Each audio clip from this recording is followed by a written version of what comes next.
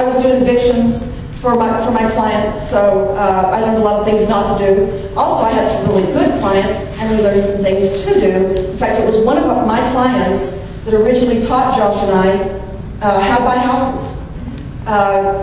And so we learned a lot from our clients, what to do and what not to do. The first house we bought was a monstrosity.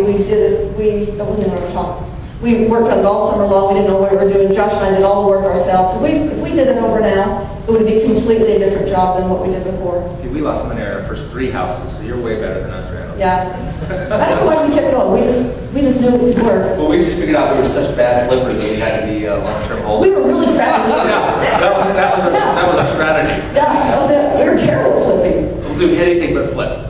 Plus, Josh is he's really a businessman, and Josh considers flipping he says if you flip, you just spend the money on shiny objects and doodads anyway, and so when it's all over, you have nothing. He thinks that holding property is a forced savings. You starve sometimes, but you can't spend it. So, and we got the good example of my mom and dad who built property and held property, and we made fun of them all our lives because we always made fun of them because they were property rich and cash poor. And we grew up in West Valley, and we were poor kids.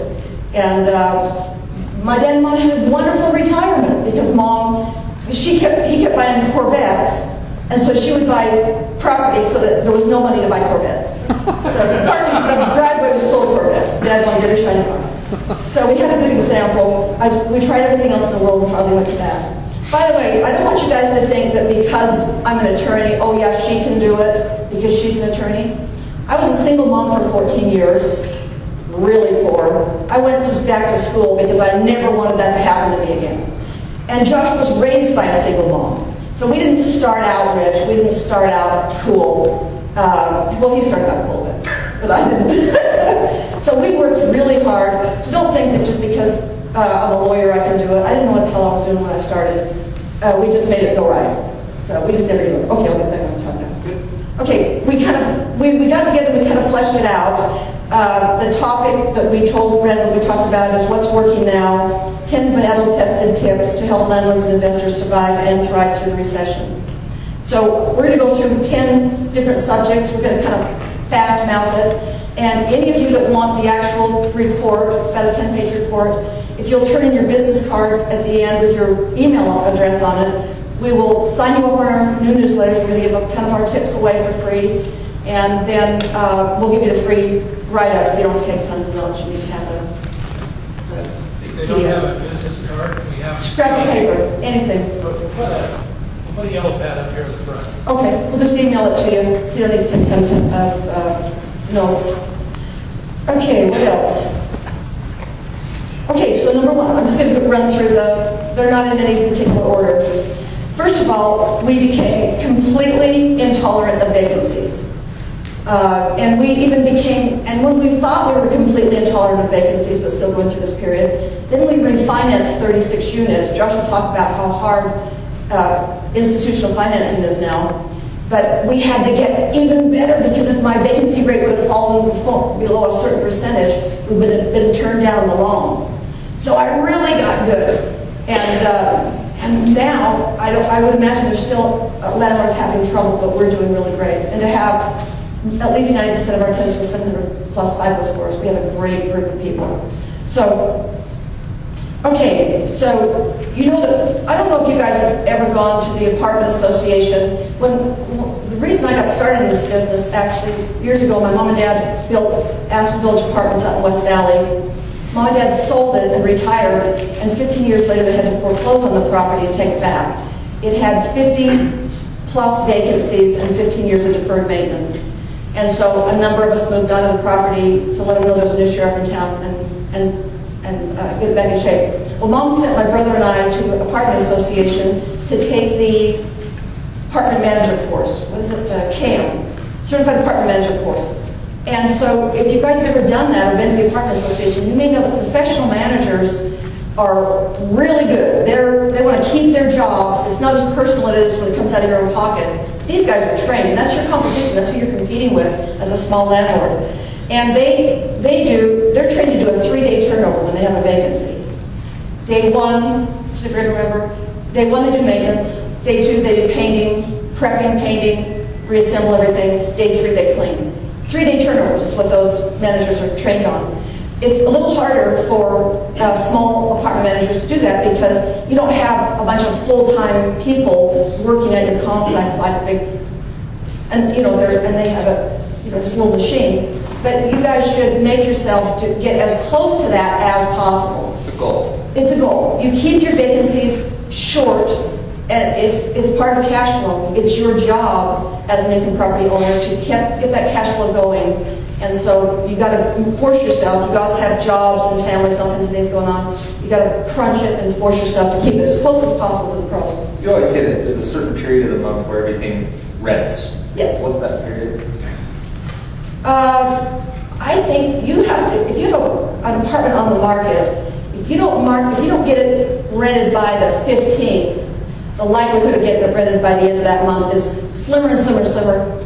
I really crank. If I got it rented by the 15th, I'm panicking, and I'll tell you some of the things I do. By the 20th, I'm really panicking, and the likelihood of renting that last 10 days goes way down, because most good tenants will plan ahead.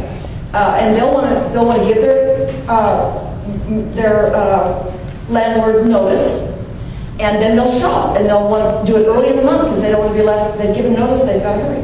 So my point of bringing that up is that if you're not hitting a 3-day turnover, you're hitting a 5. You're thinking, oh, it's only costing me 2 more days, but in actuality, it may cost you another half a month's rent. Or a month. So be real conscious that if you are in the first half of your month, you want to have that thing done as early as possible, and those 3 days make a huge difference. Yeah. And sometimes your handyman will kind of drag it out because he wants to work during the month. I don't let them do it. If I have a number of vacancies, I get more than one guy in there. I want them on the market right now, all those things rented by the end of the month. So you can't let handyman drag you out. You love them, you want them to have the work. It's a business, you can't do it. You've got to get extra people in there and get that thing back on the market by the middle of the month, latest. Also, professional marketing management companies that manage the big apartment complexes have slick, expensive advertising. When you're a small do-it-yourself landlord, you have to be a guerrilla marketer. And so, free is my favorite price. I just advertise on Craigslist and KSL.com right now. But the trick about that, I think, is Craigslist will let you re-up your ad every 3 days. And so I do it every 3 days. I mean, you got to force yourself to sit down. You got to put all the pictures back up. It's time consuming, but you got to do it because if you're not top listed, they're not going to call your number. Same thing with KSL.com. They'll let you do it every day, but I mean, oh my gosh, I turn here on that. I try to do KSL every other day. But also, when you do it, take down your old ads. I hope you shop your competition like I do. And if you see those ads that don't get taken down, it makes that landlord really desperate, like they've been trying for 2 months and they've run that ad over and over again. Also, I vary my ads, so I don't look desperate. They don't know it's the same thing, the same apartment that I was renting or advertising before. And put pictures up. A lot of landlords do this, but you need to like really goose it on those ads and put up some good pictures. My daughter-in-law made me get a digital camera a couple of years ago. She made me learn it. I'm the worst picture taker in the world. But I learned how to do it, and I take them. Sometimes you go to an apartment and you can't get a good picture. Go back a different time of day when there's different lighting. You got to put the best pictures up there possible. Here's why. Your headline in Craigslist or KSL.com is the ad for your ad. If it doesn't sell, they won't click. They'll never see your ad.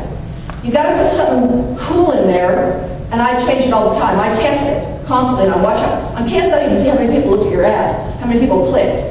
And recently, what worked was Immaculate. Wow! I had like 300 clicks in 24 hours. So I knew, and that was up on Capitol Hill. So Immaculate was a big selling word up on Capitol Hill. So man, Immaculate's in my ads now. You got to watch your ads, see what word pulls. That's in your headline. Make sure that they click, because if they don't click, they'll never see your ad. If your ad's not cool, they're never going to come out and see your unit. If your unit's not cool, they're never going to rent your unit. So every different part of your marketing has a purpose. If you put an ad up and it doesn't rent within just a few days, and you're not getting applications in and you're not getting phone calls, go out there and walk that unit and find out why you wouldn't rent it. Please put yourself in the position of the tenant.